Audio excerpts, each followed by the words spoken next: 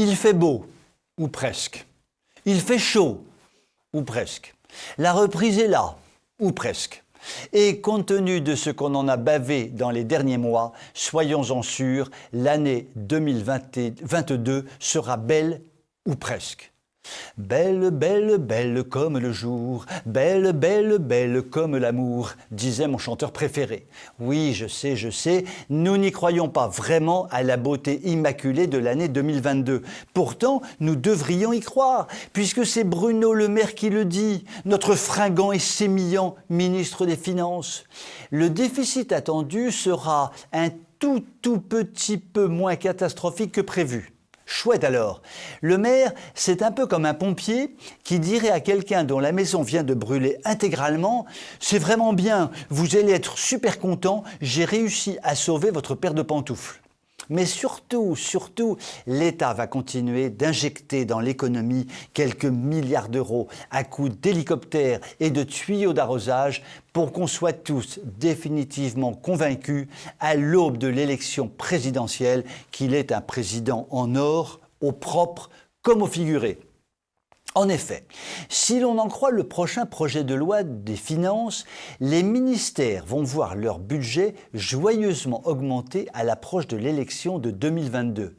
10 milliards 800 millions de crédits supplémentaires. Tournée pour tout le monde, c'est Macronor Terminator qui paie.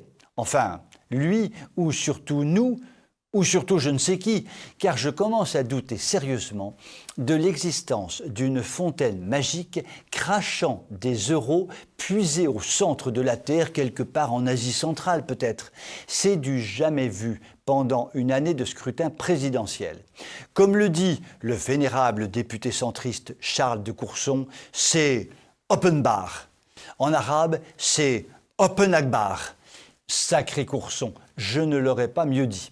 François Hollande, lui, avait été beaucoup plus sage. Il s'était contenté d'une hausse de 3 milliards 300 millions de dépenses supplémentaires en 2016, l'année précédant les élections de 2017.